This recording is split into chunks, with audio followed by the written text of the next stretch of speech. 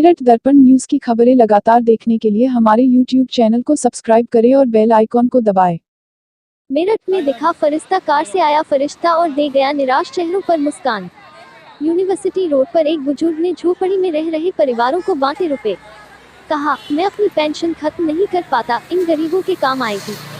मेरठ में लॉकडाउन के दौरान सरकार ने गरीब और जरूरतमंदों को मदद का भले ही भरोसा दिलाया हो, लेकिन अभी भी काफी लोग इस मदद से वंचित हैं।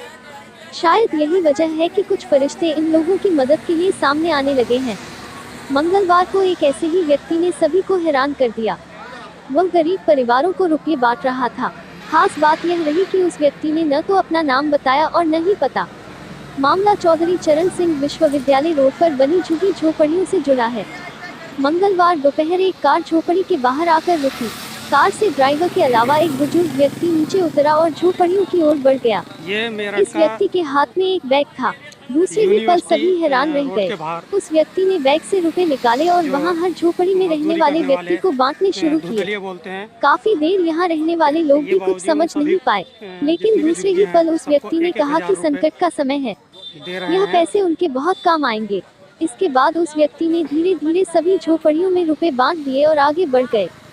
काफी देर लोग उस व्यक्ति के बारे में बात करते रहे। ऐसा लगा जैसे कोई फरिश्ता आया और उनके चेहरे पर मुस्कान देकर लौट गया।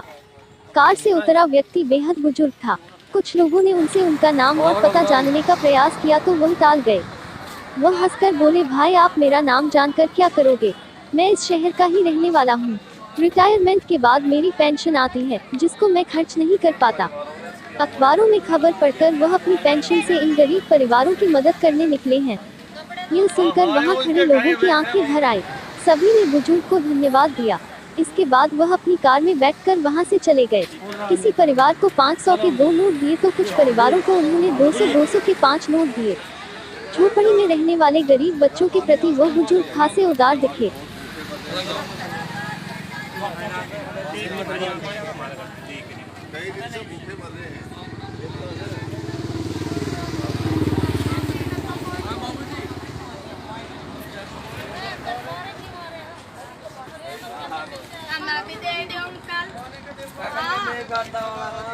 अंकल तो परिवार रहते हैं, अपनी बात करो। एक हमारी कैया है हमेशा यार, क्यों भीड़ लगा रहे तू? पीछे से हटो, बीच में चलो। मिल गया रहने दे, हम कहने की जरूरत नहीं है। गांधी आश्रम का अंकल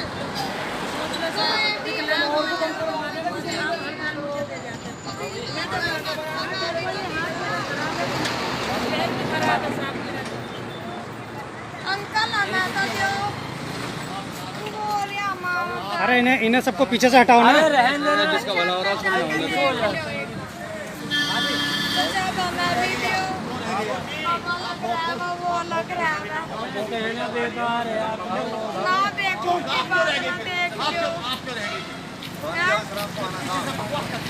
आ जाओ अंकल, आगे आ जाओ। चलो 200 रुपए दे दो। एक बेवकूफ आदमी किससे बात कर रहे हैं?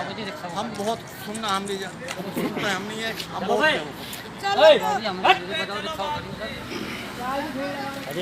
बाबूजी आपका नाम क्या है? अरे भैया नाम पान। अरे बाबूजी हमें तो नहीं देखा है बाबूजी। अरे भैया पीछे हो जाओ। हम तो रेणु को वहाँ से रेणु की मम्मी के पास से आया हूँ। भैया खाना नहीं बनाती,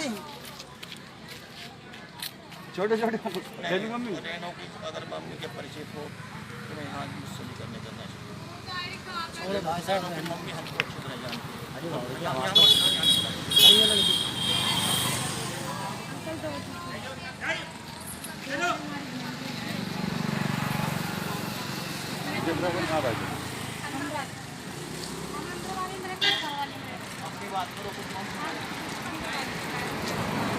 आपका नाम? मेरा नाम लक्ष्मी है।